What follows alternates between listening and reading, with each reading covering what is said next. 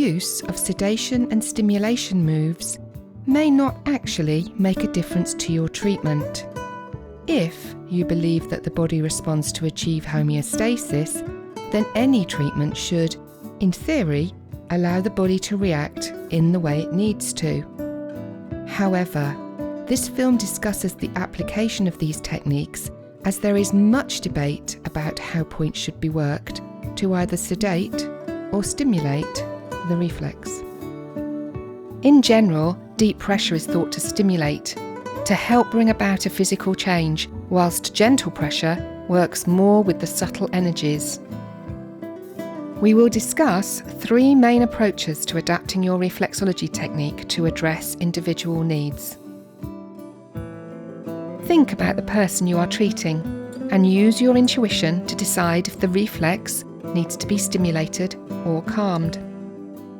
For example, with the adrenal reflex, if a client has pain, it may be a good idea to stimulate the reflex to encourage the production of natural painkillers. Whilst a very stressed client, it may be more appropriate to aim to sedate the reflex to help calm the production of adrenaline. Remember, to help relax a client, ensure you use slow, steady moves.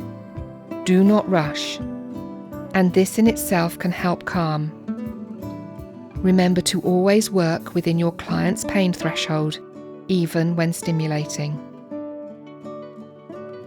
The first approach to sedating and stimulating a reflex, as described by Denise Turan, is that to stimulate a reflex, a deep pumping action should be used. With the example of the adrenal gland, the foot can be rotated laterally. Both hands come on top of the foot and both thumbs pump into the kidney and adrenal reflexes.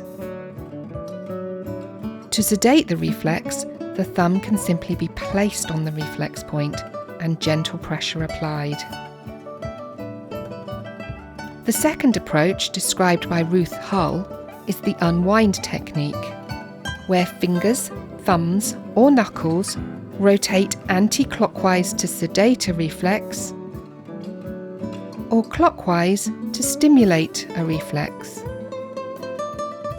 This is similar to the convention of screw threads. To make a screw active or wind it in, a clockwise motion is used, and to release a screw, an anti-clockwise movement is needed. The third commonly used method is also called the Unwind Technique, as described by Suzanne Enzer. This differs in approach by the direction of the action, depending on the foot. She only describes a way to sedate a reflex. Just as with the previous technique, to sedate a reflex, an anti-clockwise move is made on the right foot. But a clockwise move is used on the left foot. This acknowledges that energy, or qi, flows around the body and flows down the inside or medial aspect of the leg, up and around the foot, down the lateral foot, and up the lateral leg. Therefore, this move mimics the flow of the energy around the body and will help to restore natural balance and calm reflexes. It is for you to decide on the approach you wish to take. Think about what feels right for you.